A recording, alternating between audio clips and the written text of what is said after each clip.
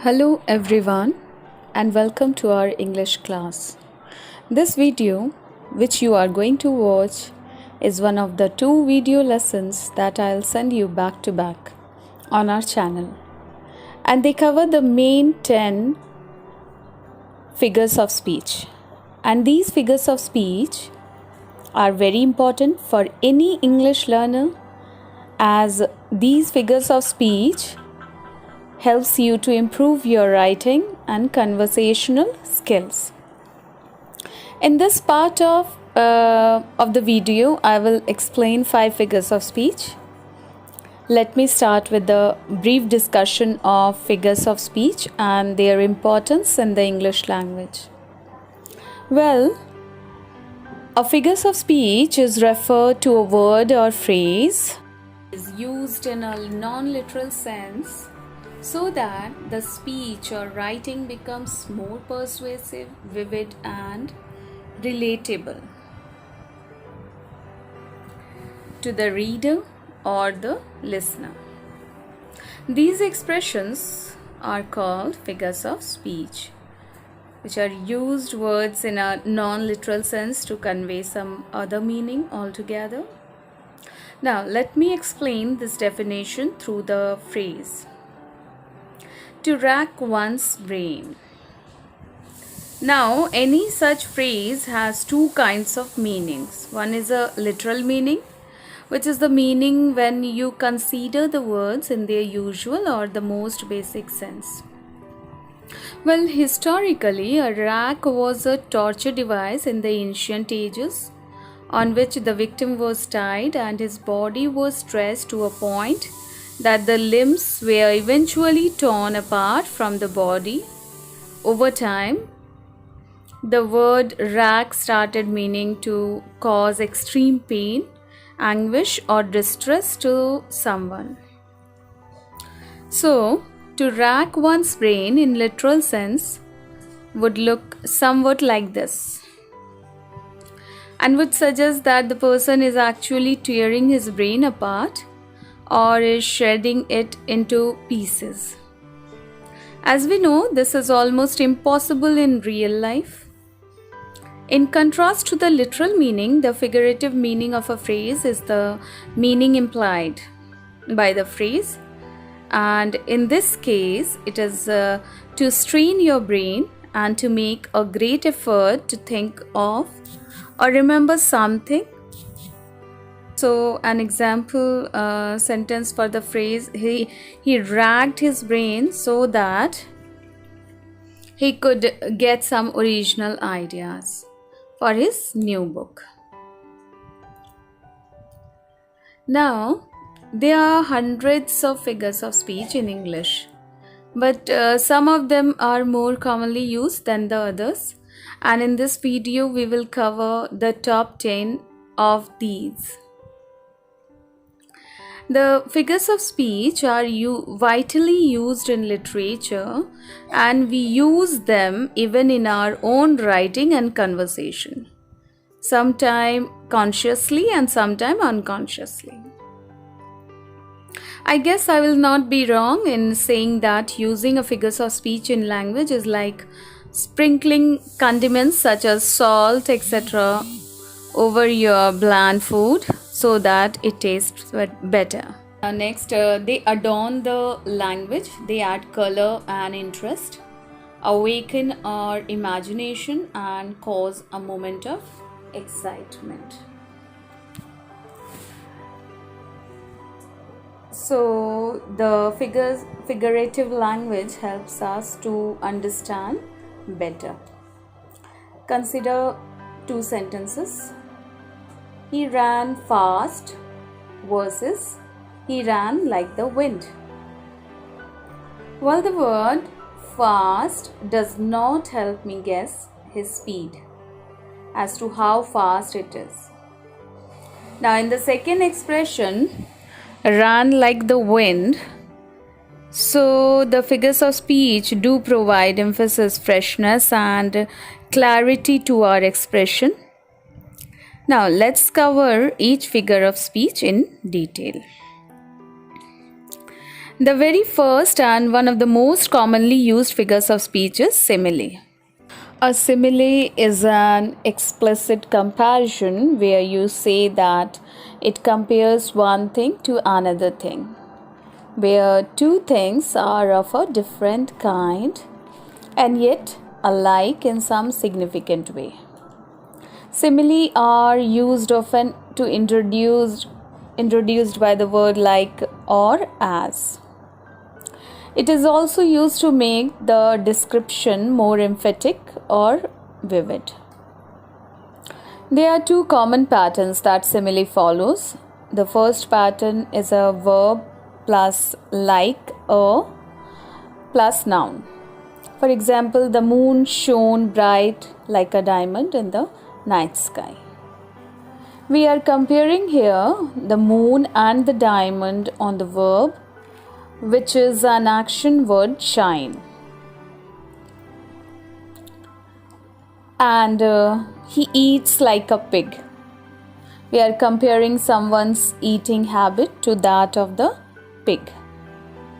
Now let's come to the second pattern. The second pattern is as plus adjective plus as plus noun. For example, the girl's eyes were as black as coal.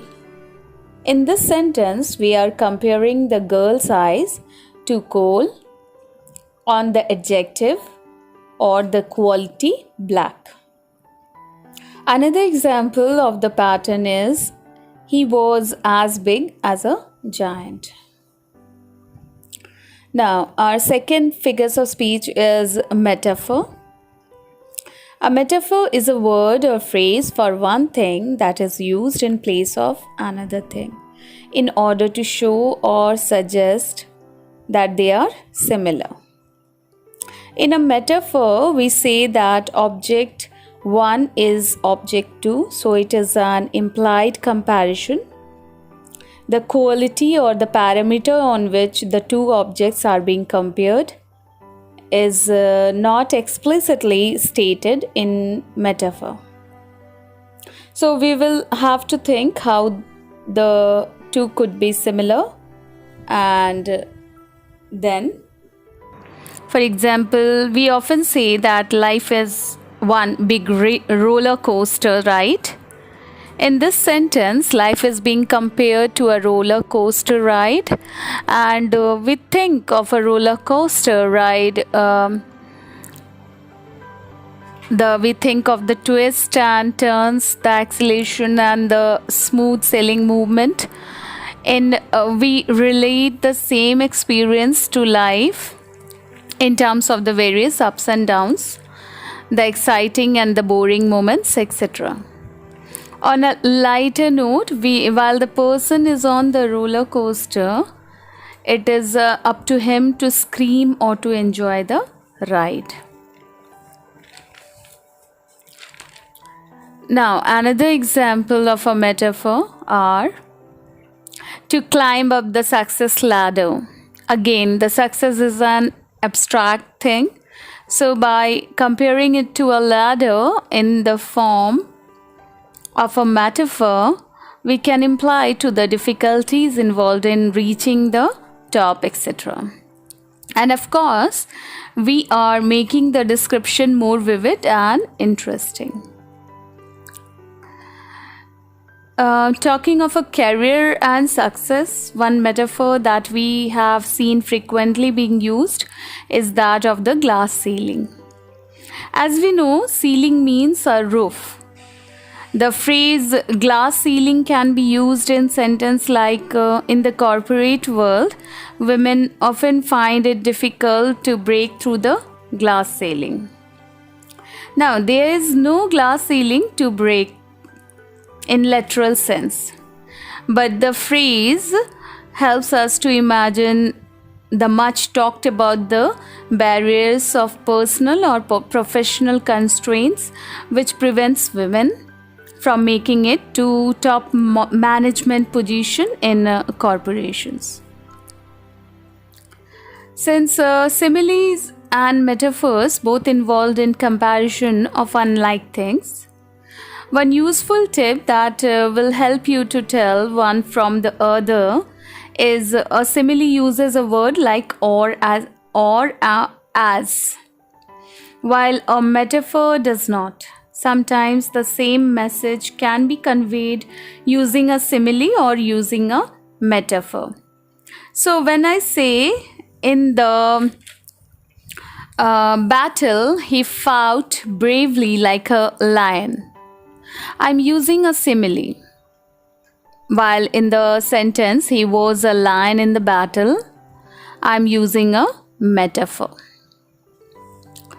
In saying that at office she was as busy as a bee, handling several tasks at once, I used a simile. But if I say the secretary was a busy bee fleeting around the office and handling several tasks at once, here we are using metaphor. Our third figure of speech is personification. This figure of speech can be called a type of metaphor because in personification we represent an inanimate object or an abstract idea as a person and enjoying it with human traits. In literature and in poetry, we often come across instances where inanimate objects such as the sun, the stars, the moon, the earth, and the rivers, etc., are often personified.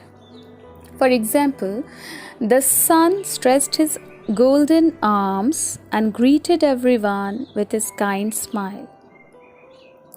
We are representing it as a person and talking about it in terms of human characters, like stretching his arms, having the smile, etc. Similarly, when the famous poet William Wordsworth described the trees as fluttering and dancing in the breeze in his poem The Daffodils, an image like the one you see here springs up in the reader's mind as if trees represented in human form were dancing. Sometimes we personified an abstract idea such as justice. In courtroom dramas, one can often see a personification of justice as a woman with a blindfold and balancing the scale, representing objectivity and impartiality in meting out justice. People also says that justice is blind and sometimes deaf whenever there are irregularity in the process. The next figure of speech is an apostrophe.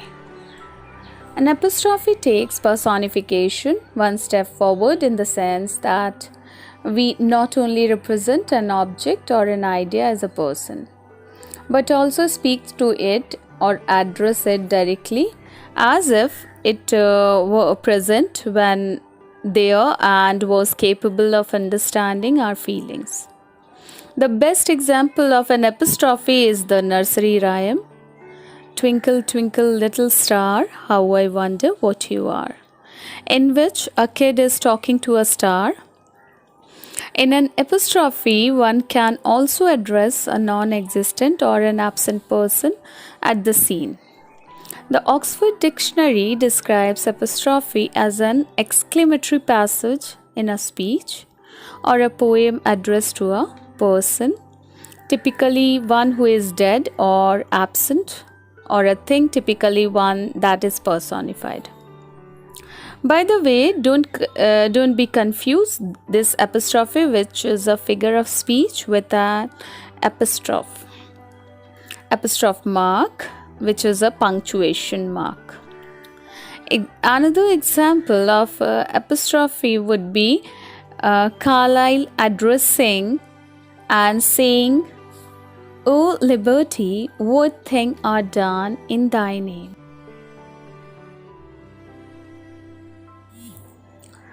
The next figures of speech is based on associations. In this type, we don't compare the two objects but rather talk about one object in terms of another, which is known to be associated with the first one. The most common figures of speech of this type is metonymy.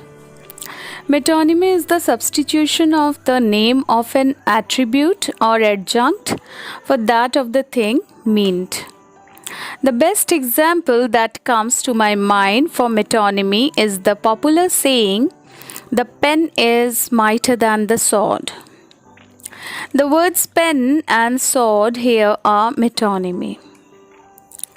The pen is a symbol of written words, while the sword is a symbol of military power and bloodshed.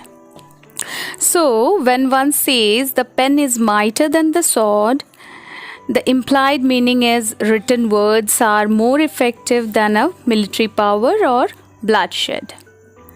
This fact is well acknowledged because we know that that great writers have been thought leaders and have inspired revolutions.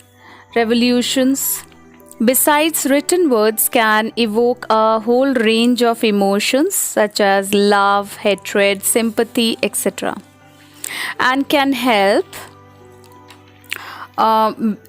to build the personality and characters of many people. Whereas military power, on the other hand, when demonstrated through wars, inflict injury and suffering and causes loss of life. Another example of metonymy would be the use of the word crown for the power of the king or monarch. Easy to understand because the crown is normally worn by kings or queens, and here it is associated with the power of king or queen. An example sentence is, "The crown has granted amnesty to all prisoners charged with minor offenses." A similar example would be that of the White House. The White House is where the President of the United States lives and runs the USA from. So the White House stands for the power or authority. The White House has decided to crack down on the terrorists.